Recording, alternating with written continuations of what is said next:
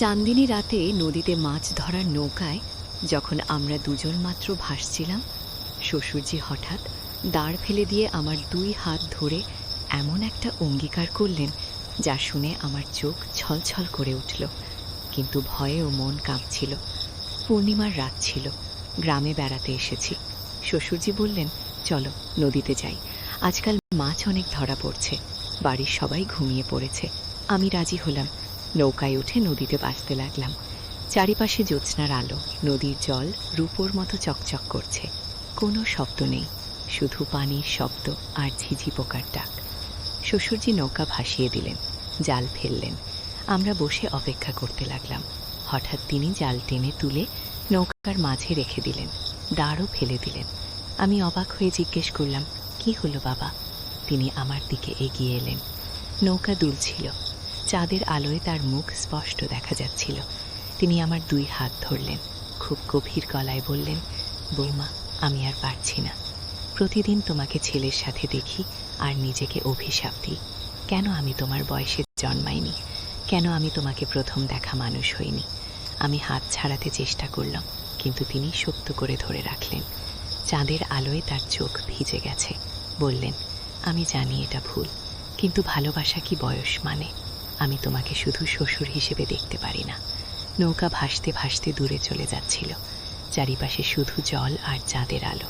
তিনি অঙ্গীকার করলেন, আমি আমার সব সম্পত্তি তোমাকে দেব, আমার স্ত্রীকে তালাক দেব, তুমি শুধু একবার হ্যাঁ বলো। আমরা এই নৌকা থেকে আর ফিরব না, সোজা অন্য শহরে চলে যাব। আমার চোখ ছলছল করে উঠল। তার কথায় এমন একটা আন্তরিকতা ছিল যা আমাকে নাড়া দিল। মনের কোণে একটা সাড়া পেলাম, কিন্তু কণ্ঠ কাঁপিয়ে বললাম, বাবা, এটা কখনো সম্ভব না। আমি আপনার ছেলের স্ত্রী। আপনার এই কথা ভুলে যান। এই গল্পটি সম্পূর্ণ শুনলে আপনাদের পানি অটোমেটিক বের হয়ে যাবে। সো যত দ্রুত সম্ভব হাতের কাছে টিস্যু নিয়ে বসে পড়ো। বিছানার চাদর যেন নষ্ট না হয় সেটা সম্পূর্ণ খেয়াল রাখার অনুরোধ জানিয়ে গল্পটি এখন শুরু করব। তার আগে সর্বশেষ অনুরোধ, দয়া করে এমন পানি বের করার গল্প নিয়মিত শুনতে আমাদের চ্যানেলটি সকলেই সাবস্ক্রাইব করুন। ধন্যবাদ। হ্যালো বন্ধুরা, আমার নাম প্রিয়াঙ্কা মুখার্জি। আমার বয়স 40 বছর। আমার স্বামীর নাম রোহান মুখার্জি, বয়স 43 বছর। আমাদের 2 সন্তান, সায়ন আর তানিয়া। সায়ন 21 বছর বয়সে ইউনিভার্সিটিতে পড়ে, তানিয়া 14 বছর বয়সে স্কুলে যায়।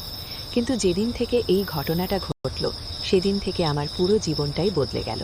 আসলে ব্যাপারটা অনেক জটিল। আমি যখন শ্বশুরজির হাত ধরে নৌকায় বসেছিলাম তখন তিনি যা বলছিলেন তা শুনে শুনে আমি স্তব্ধ হয়ে গিয়েছিলাম। কিন্তু মুহূর্তেই একটা অদ্ভুত শব্দ শুনলাম। নদীর জল থেকে এমন একটা শব্দ এলো যা আমি জীবনে কখনো শুনিনি। শ্বশুরজি আমার হাত ছেড়ে দিয়ে চারদিকে তাকালেন। তিনিও সেই শব্দটা শুনেছিলেন। কি শব্দ এটা? আমি ভয়ে জিজ্ঞেস করলাম। শ্বশুরজি একটু গম্ভীর হয়ে বললেন, জানি না, তবে এই নদীতে অনেক রহস্য আছে। আমার বাবা বলতেন এই নদীর নিচে একটা পুরনো মন্দির আছে। বছর 50 আগে ভয়াবহ বন্যায় ডুবে গিয়েছিল। আমি একটু ভয় পেলাম। হঠাৎ নৌকাটা কেঁপে উঠল, জোরে একটা ধাক্কা লাগলো। আমরা দুজনেই টলে গেলাম। কি হলো? আমি চিৎকার করে উঠলাম। শ্বশুরজি নৌকার পাশে তাকিয়ে বললেন, মনে হচ্ছে কিছু একটা নৌকায় ধাক্কা মেরেছে। আমি জলের দিকে তাকালাম। চাঁদের আলোতেই স্পষ্ট দেখলাম একটা বিশাল কালো ছায়া নৌকার নিচ দিয়ে চলে গেল। আমার হৃদস্পন্দন বেড়ে গেল। বাবা, ওটা কি ছিল? আমি কাঁপা গলায় জিজ্ঞেস করলাম। শ্বশুরজি কিছু বলার আগে আমার সেই অদ্ভুত শব্দটা শুনলাম। এবার আরও জোরে। মনে হচ্ছিল কেউ গভীর থেকে ডাকছে। একটা সুর ছিল সেই শব্দে, অদ্ভুত মধুর কিন্তু ভয়ঙ্কর। হঠাৎ জলের মধ্যে থেকে একটা উজ্জ্বল আলো দেখা গেল, নীল রঙের আলো। নৌকার চারপাশে জল জল করতে লাগলো। এটা কি? আমি আতঙ্কিত হয়ে পড়লাম। শ্বশুরজি নৌকার দাঁড় ধরলেন, বললেন আমাদের ফিরে যেতে হবে এখনই। কিন্তু দাঁড় টানতে গিয়ে দেখলেন দাঁড়টা নৌকা থেকে পিছলে জলে পড়ে গেল। আমরা দুজনেই হতবাক হয়ে গেলাম। এখন আমরা কি করব? আমি ভয়ে কাঁদতে লাগলাম। শ্বশুরজি নৌকার মাঝে বসে পড়লেন, বললেন ঠান্ডা মাথায় চিন্তা করতে হবে। স্রোত আমাদের কোথাও না কোথাও নিয়ে যাবে। কিন্তু নৌকা স্রোতে আসছিল না, বরং সেই নীল আলোর দিকে টানা যাচ্ছিল। ধীরে ধীরে আমরা জলের মাঝখানে সেই আলোর কাছে পৌঁছে গেলাম। আর তখনই আমি দেখলাম জলের নিচে একটা বিশাল কাঠামো, মন্দিরের মতো দেখতে, কিন্তু এত সুন্দর যে বর্ণনা করা কঠিন। পুরোটাই পাথরের তৈরি, গায়ে অনেক খোদাই করা মূর্তি, আর সেখান থেকেই সেই নীল আলো আসছিল। বাবা দেখুন ওটা। আমি আঙুল দিয়ে দেখালাম। শ্বশুরজি অবাক হয়ে ডাকালেন, বললেন আমার বাবা সত্যি বলেছিলেন, এটাই সেই হারিয়ে যাওয়া মন্দির। হঠাৎ একটা বুদবুদ জলের উপরে এলো, তারপর আরেকটা। দেখতে দেখতে জলের নিচ থেকে একটা বাক্স ভেসে উঠল। ছোট্ট একটা কাঠের বাক্স, অদ্ভুত খোদাই করা। বাক্সের উপর একটা তালা ছিল, কিন্তু তালাটা মূর্ছে পড়ে নষ্ট হয়ে গিয়েছিল, সহজেই খুলে গেল। বাক্সের ভিতরে একটা পুরনো চামড়ার পুঁথি আর একটা স্বর্ণের মেডালিয়ান। মেডালিয়ানে কিছু লেখা ছিল সংস্কৃত। শ্বশুরজি সংস্কৃত জানতেন, তিনি পড়তে লাগলেন, এই মেডালিয়ান যার হাতে থাকবে সে রহস্যের দরজা খুলবে। পঞ্চম পূর্ণিমায় নদীর মাঝে মন্দির জেগে উঠবে, তখন সত্য প্রকাশিত হবে। শ্বশুরজি পড়ে শোনালেন। আমি জিজ্ঞেস করলাম, এর মানে কি? শ্বশুরজি বললেন, মনে হচ্ছে মন্দিরে কোনো গুপ্তধন লুকানো আছে, এবং আজও হয়তো পঞ্চম পূর্ণিমা। পঞ্চম পূর্ণিমা মানে আমি বুঝলাম না। হ্যাঁ, পঞ্চম পূর্ণিমা মানে বছরের পঞ্চম পূর্ণিমা। আজ মে মাস, পঞ্চম পূর্ণিমা এই সময় হয়। শ্বশুরজি ব্যাখ্যা করলেন। হঠাৎ সেই নীল আলো আরও উজ্জ্বল হয়ে উঠল। জলের মধ্য থেকে মন্দিরটা উপরে উঠতে লাগলো। আমরা অবাক হয়ে দেখতে লাগলাম। মন্দিরের চূড়া জলের উপরে ভেসে উঠল। বাবা, আমরা কি করব? আমি ভয়ে কাঁপছিলাম। শ্বশুরজি মেডালিয়ানটা হাতে নিলেন, বললেন, আমাদের ভিতরে যেতে হবে, এই রহস্যের সমাধান করতে হবে। কিন্তু এটা বিপজ্জনক হতে পারে। আমি বললাম, জানি, কিন্তু এখন আমাদের কাছে আর কোনো উপায় নেই। নৌকা এমনিতেই মন্দিরের দিকে যাচ্ছে, আমরা স্রোতের বিপরীতে যেতে পারবো না। নৌকা ধীরে ধীরে মন্দিরের প্রবেশদ্বারের কাছে পৌঁছে গেল। বিশাল পাথরের তরুণ, দুপাশে দুটো বিশাল মূর্তি, যোদ্ধার মূর্তি, হাতে তলোয়ার, মুখ ভয়ঙ্কর। আমরা নৌকা থেকে নেমে মন্দিরের সিঁড়িতে উঠলাম। পাথরের সিঁড়ি পিচ্ছিল, সাবধানে পা ফেলতে হলো। শ্বশুরজি আমার হাত ধরে রাখলেন, কিন্তু এবার সেই ভয়ঙ্কর আবেগ নয়, রক্ষা করার জন্যে। মন্দিরের ভিতরে ঢুকলাম। অন্ধকার ছিল না, দেওয়ালে দেওয়ালে সেই নীল আলো জ্বলছিল। মন্দিরের মধ্যে অনেক করিডর, অনেক ঘর। শ্বশুরজি মেডালিয়ানটা সামনে ধরলেন। মেডালিয়ান থেকে একটা আলোর রশ্মি বের হলো। সেই রশ্মি একটা নির্দিষ্ট দিক দেখাচ্ছিল। এটা আমাদের পথ দেখাচ্ছে, শ্বশুরজি বললেন। আমরা সেই আলোর রশ্মি অনুসরণ করে হাঁটতে লাগলাম। অনেক ঘর পার হলাম। প্রতিটি ঘরে বিভিন্ন জিনিস রাখা ছিল, পুরনো মূর্তি, পাত্র, অস্ত্র। মনে হচ্ছিল এগুলো শত শত বছর পুরনো। অবশেষে আমরা একটা বিশাল কক্ষে পৌঁছালাম। কক্ষের মাঝখানে একটা বেদি, বেদির উপর একটা বড় পাথরের বাক্স, আর বাক্সের সামনে একটা খোদাই করা লেখা। শ্বশুরজি লেখাটা পড়তে লাগলেন। যেই মন্দিরে প্রবেশ করবে তাকে 3টি প্রশ্নের উত্তর দিতে হবে। সঠিক উত্তর দিলে ধন পাবে, ভুল উত্তর দিলে চিরকালের জন্যই এখানে আটকে থাকবে। আমার মুখ শুকিয়ে গেল। বাবা, এটা বিপজ্জনক, আমরা ফিরে যাই। এখন ফিরে যাওয়ার উপায় নেই, মন্দিরের দরজা বন্ধ হয়ে গেছে, আমাদের এই প্রশ্নের উত্তর দিতেই হবে, শ্বশুরজি বললেন। হঠাৎ বেদি থেকে একটা কণ্ঠস্বর ভেসে এলো, গভীর প্রাচীন কণ্ঠস্বর। আমি চিঠি পড়লাম, কাঁদলাম, আনন্দের অশ্রু, কারণ আমি বুঝেছিলাম একটা মানুষের জীবন বদলে দিতে পেরেছি। সেই রাতের পর থেকে আমি প্রতি পূর্ণিমায় নদীর ধারে যাই, দূর থেকে নদীর দিকে তাকিয়ে থাকি। কখনো আর সেই নীল আলো দেখিনি, কখনো আর সেই মন্দির দেখিনি। মনে হয় সেই রাতটা ছিল একটা বিশেষ মুহূর্ত, যা আমার আর শ্বশুরজির জন্য নির্ধারিত ছিল। সায়নের স্ত্রী অর্পিতা একদিন আমাকে জিজ্ঞেস করলো, মা, তুমি এত শান্ত থাকো কিভাবে? আমি শ্বশুর বাড়িতে এসে অনেক চাপ অনুভব করি। আমি অর্পিতার হাত ধরলাম, বললাম, বাবা, শ্বশুরবাড়ি একটা নতুন জায়গা, নতুন মানুষ, সময় লাগে মানিয়ে নিতে। কিন্তু মনে রেখো, তুমি এখানে শত্রু নও, তুমি এই পরিবারের একটা অংশ। সবাইকে বিশ্বাস করো, সবাইকে সম্মান করো, আর সবচেয়ে বড় কথা, ধৈর্য রাখো। অর্পিতা আমার কথা শুনে হাসল, বলল, মা, তুমি যেন একজন জ্ঞানী গুরু। আমি মনে মনে হাসলাম। ভাবলাম, যদি অর্পিতা জানতো সেই রাতের কথা, যদি সে জানতো সেই রহস্যময় মন্দিরের কথা।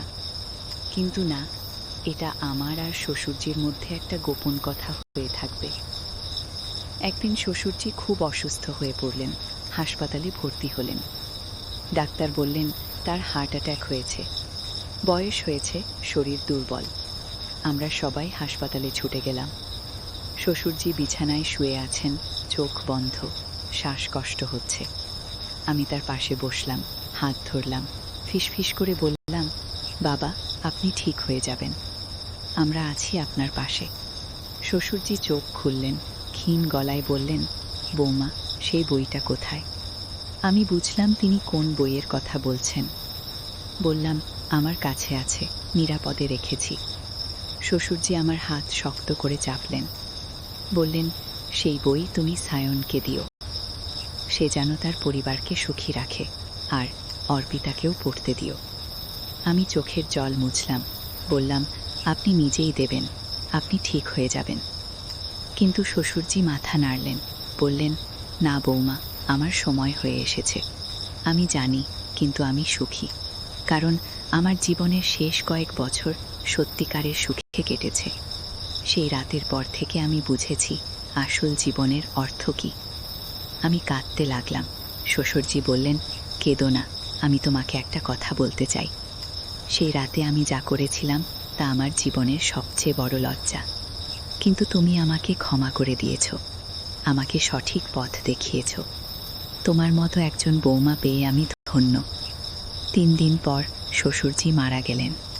আমরা সবাই শোকে মহিমান হয়ে পড়লাম, কিন্তু আমি জানতাম তিনি শান্তিতে গেছেন, কারণ তিনি তার জীবনের ভুল সংশোধন করতে পেরেছিলেন। শ্বশুরজি শ্রাদ্ধের দিন আমি সেই বইটা বের করলাম। সায়ন আর অর্পিতাকে ডাকলাম, তাদের বইটা দিলাম। এটা কি? সায়ন জিজ্ঞেস করল। আমি বললাম, এটা একটা বিশেষ বই, তোমার দাদু তোমাকে দিতে বলেছিলেন। এই বইয়ে পারিবারিক জীবনের অনেক জ্ঞান আছে, তুমি আর অর্পিতা মিলে পড়বে। সায়ন বইটা খুলে দেখল, বলল, মা, এটা তো খুব পুরনো, কোথা থেকে পেলে? আমি হাসলাম, বললাম, এটা একটা লম্বা গল্প, কোনোদিন সময় হলে বলবো। কিন্তু আমি জানি সেই গল্প আমি কখনো বলবো না, কারণ কিছু জিনিস গোপন রাখাই ভালো। কিছু রহস্য মন থেকে মন চলে যায়, কিছু স্মৃতি শুধু হৃদয়ে লুকিয়ে রাখার জন্য। আজ অনেক বছর কেটে আছে, আমার বয়স হয়েছে, চুল পেকে গেছে, কিন্তু সেই রাতের স্মৃতি এখনো তাজা। প্রতি পূর্ণিমায় আমি নদীর দিকে তাকাই, অপেক্ষা করি সেই নীল আলো দেখার জন্য, কিন্তু আর দেখি না। মাঝে মাঝে ভাবি, হয়তো সেই রাতটা সত্যিই ছিল না, হয়তো আমি স্বপ্ন দেখেছিলাম। কিন্তু তারপর সেই বইটা দেখি, বইয়ের পাতায় হাত বুলাই, আর বুঝি না এটা কোনো স্বপ্ন ছিল না, এটা সত্যি ছিল। সেই রাতে আমার জীবনে একটা অলৌকিক ঘটনা ঘটেছিল, কিন্তু সবচেয়ে বড় অলৌকিক ঘটনা ছিল একটা মানুষের হৃদয় পরিবর্তন। শ্বশুরজি সেই রাতে ভুল পথে যাচ্ছিলেন, কিন্তু সেই মন্দির, সেই প্রশ্ন, সেই শিক্ষা তাকে সঠিক পথে ফিরিয়ে এনেছিল। আজ আমি বুঝি যে জীবনে অনেক প্রলোভন আসে, অনেক ভুল পথ দেখা যায়, কিন্তু যদি আমরা বিশ্বাস, সম্মান আর ধৈর্যের সাথে চলি, তাহলে কোনো ভুল পথে যাব না। সেই রাতের পানি আজ অন্য মানে এসেছে আমার কাছে। সেই রাতে চোখের পানি পড়েছিল ভয়ে, রোমাঞ্চে, শিক্ষায়। আর সেই পানি আমার জীবনকে ধুয়ে দিয়ে নতুন করে সাজিয়ে দিয়েছিল। আজ যখন তানিয়া আমাকে জিজ্ঞেস করে, মা, তুমি এত ধৈর্যশীল কিভাবে, আমি শুধু হাসি, বলি, বাবা, জীবন আমাকে শিখিয়েছে। কিন্তু মনে মনে বলি, সেই চাঁদনি রাতে, সেই রহস্যময় মন্দিরে, সেই 3টি প্রশ্নের উত্তরে আমি জীবনের সবচেয়ে বড় শিক্ষা পেয়েছিলাম। আর শ্বশুরজির কথা মনে পড়লে আমি শুধু ভাবি, একজন মানুষ যদি তার ভুল বুঝতে পারে এবং সংশোধন করতে পারে, তাহলেই সে সত্যিকারের মহান। এই গল্পের শেষ নেই, কারণ জীবনেরও কোনো শেষ নেই। প্রত্যেকটি শেষ একটি নতুন শুরু। সেই রাতে যা শেষ হয়েছিল তা ছিল অজ্ঞানতা, আর যা শুরু হয়েছিল তা ছিল জ্ঞান।